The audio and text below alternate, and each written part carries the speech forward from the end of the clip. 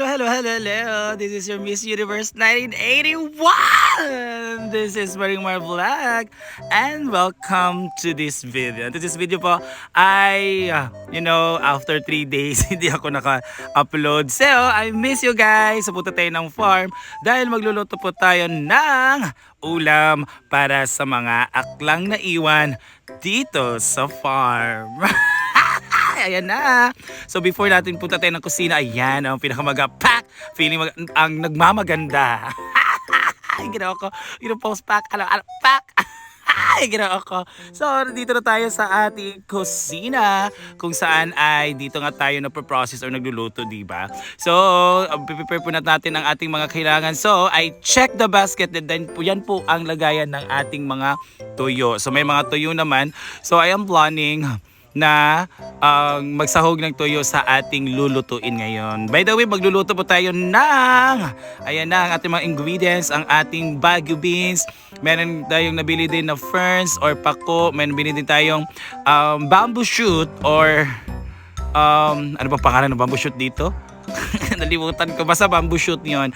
So nagsaing muna ako ng rice dahil konti lang yung rice na naiwan kaninang lunch time. So konti lang yung 2 baso lang niluto ko. So i-prepare na natin ang ating mga spices matawag rin, basta mga panakot sa amin. So we have capsicum, bell peppers. We also have onion or ang ating sibuyas na nakakaiyak. Charot lang, nagpapaiyak sa atin. Charot lang. And ang ating ahos or bawang. Ayan. Ang ating garlic. So masarap po yan ang ating garlic. Alam ko, kumakain talaga ako ng garlic at ng sibuyas. And ninugasan ko na ang ating bagu beans. Ayan. Okay na at prepare na po ang ating mga ingredients. Yung pako ay ating ihiwa-hiwa. Kutlo na sa amo. So, by the way, ito namang first may story ako doon kasi sa pinupunta namin noon nung binabakasyonan namin ni Bating na sa side niya na family sa side ng kanyang mother na may lupa sila doon, tinatawag namin alog. So maraming ferns doon. So, nagkikiyay ako daan merkado sa market at may nakita po tayong pako. And mura lang po dahil 10 pesos lang ang isang bugkos or isang tali. So, wow, na-shock. Na sige, bili tayo dahil na-miss ko rin itong pako. At masarap itong pako pag pag i-blanch mo lang tapos kainin mo sa with ginamos. Sarap niya, pako salad. But tonight, ay magpapako, adobo with bagu beans and fried fish. Kasi hindi ko na tinuto yung tuyo kasi dabong pala yung bamboo shoot. Dabong. So, lutuin ko bukas yung dabong. So, please, abangan nyo kung paano ko lutuin ang dabong. So, with dabong with tuyo tayo bukas. Ngayon naman ay adobong bagu beans and ang ating pako with fried fish. By the way, yung story ng fried, itong mga isda na to, ayan, luto pak, di ba? Ang sarap tignan, ay sarap pakinggan. By the way, itong fish na to, last week pa to eh. So, ko siya, iniwan ko dito sa ref kasi, magluluto sana ako noon ng nang usap itong luto na ako, nalimot ko. Chuchay dali guys. Chay. Nalaki ko. Chuchay, kadit lang. Sa mali nga voice over noon, chuchay.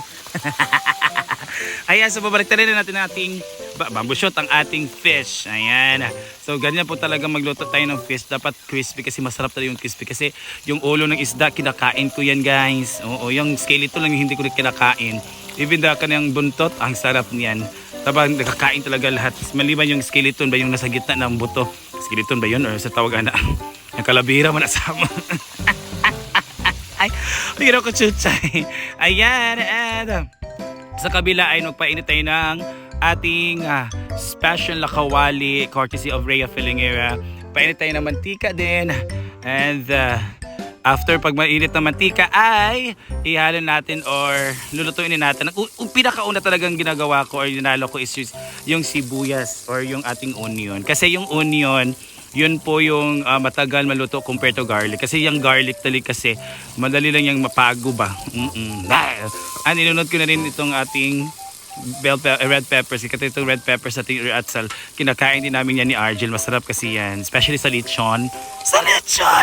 Ayan, so kung makita niyo mga brown na siya, lumalabas yung aromatic niya, ay pwede na din natin ihalo ang ating ating... Wala pa din. Ay, sige. Gisa-gisagin na lang natin muna. Ayan, kurakurawon natin na siya. And after that, ay pwede natin yalo ang ating Baguio beans, which is one of our highlights. Highlight ingredients. Ayan, so... After na paglulod niyan, ay tutulok-tulokin natin siya kasi masarap din yung mga baliso sa Baguio beans. Masarap po yan. So, titiloko natin siya kay mahal po. Itong Baguio beans po ay slice na siya. 20 pesos per pack. So, 2 pack yung binili ko kasi konti lang naman dito. So, kayo, titiplahan natin yan. So, lagi natin gagamit. Depende sa inyo kung gagamit kayo ng granules or ng magic sarap. Basta ako gumagamit ako. Depende na sa inyo kung anong gusto nyong pagtimpla. So, after that, naubusan pala ako ng powder pepper. Pepper powder! Nalibog na ko guys. Sorry guys. Ayan. So, after is toyo. Of course, kasi adobo tayo. Hindi po kumpleto ang adobo kung walang toyo. Ay, ginawa ko. And after that is halo-halo mo na mekos-mekos mo lang guys. Ayan. So thank you so much. Ang sosyalan ng gamit dito, courtesy of Rhea Filingera. Nalimutan ko isa yung nag-gift niyan eh. Basta thank you so much ma'am for giving that to Rhea Filingera and to everyone else. Ay, ginawa ko kapoy ba ni mga voice over. Ayan, so it's been a while hindi na ako nakaluto dito sa Laguan. I think 3 days. So after ginoff ko na yung ating apoy dahil luto na po yung ating fried fish. So haunin na natin yan at i-transfer sa ating mahiwagang pinggan na kahoy na may lumot na. Charot. Yan. So yan po dahil natin instead yung tuyo kasi yung tuyo bukas pa yun. Ayan, so masarap po yung fish dahil deep fried po siya and very crispy po yan. So iniwala po natin yan sa ating adobo mamaya. So sa inyo, pag may mga fish na kayong ganito or mga chicken na stock sa rep, pwede po yan yung prituhin natin para ihalo sa ating mga gulay-gulay. Oo, masarap po yan para sa kiddos. Ayan, malapit na maluto ang ating Baguio beans. So after a while na pagluto natin, it's 2 to 3 minutes kasi Baguio beans kasi hindi siya kailangan na lutong-luto. Dapat half cook lang ba? Kasi and let's put some water para din maluto tong ating ferns, bit of ferns. And let's take a taste. Masarap na ba? Sarap guys. After a minute guys, ay iyan natin ang ating ferns. Ayun.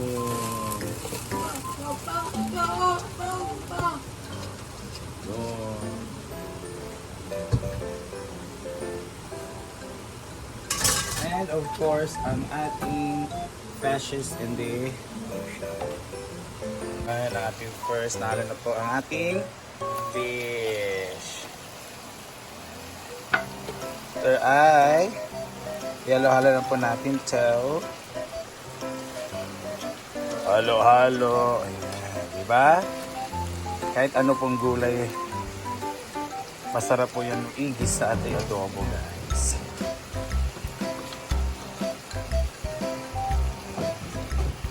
Oh, we're so excited.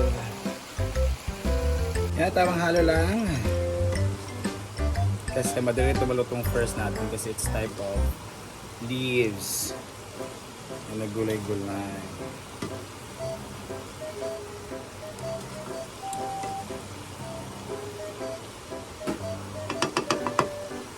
Natin.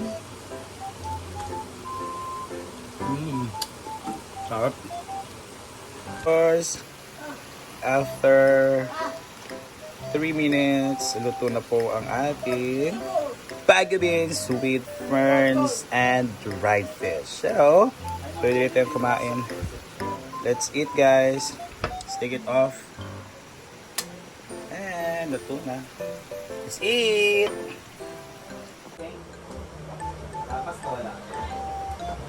Meeting para sa London Bridge is falling down. The bank of video. So ito lagi na palun pag tuwa na singing. Ha? May barangay ba din na? Or sa Sir Yamas yun na siya kay. Hey, let's eat! Yati init ang sakit ka ay. Ayan, so meron yung tinuto ni Kabati. Nice. Ayun si Yaya. Hi, Yaya. Amanda, Man and Charge. Kami po 5 dito. O ba nga gungong? Di ba ka marunong bakal? Pa mga gungong Amanda.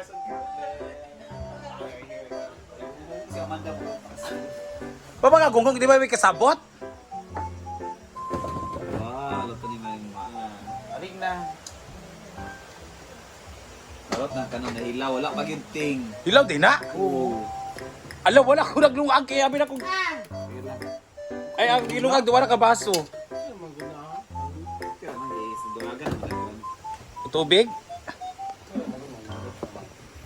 Wala. Nay, kasi pagtilaw sa kon ba? Ano man? Let's eat, ha? Boss, iwa yan na sa fish kay bago siya giib. Ay, napagamay na kita dani, di tagduga kaon. Halos nang bawal ka ng Let's eat. halos nang bawal. So let's have the reaction of everyone My about... favorite Baguio beans talaga. Tapay kong dabong ha, ugma na po dahil na siya. Ha? Habi na bog? Si Suka. Looks yummy. Sugar. Ano Ugma na, ugma na.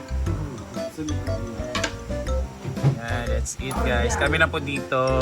Kaya po talaga yung ulam namin pag kami nandito. Kasi nagsawa na kami sa chicken. Nag-chicken naman sila dito. Okay, let's taste it.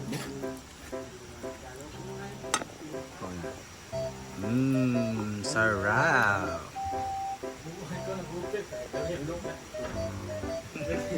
Unique siya. Alam itang ang crunchiness. Napa. I like it. Napa yung Hindi crunchiness. siya lata. Yes. Kasi half cook lang yan na. At masarap talaga basta Baguio beans. Oo. Orange, itawag, we call it pako sa amin guys. Wait, Baguio beans. Sarap, sarap, sarap. Kain ang wala yung mga inahan.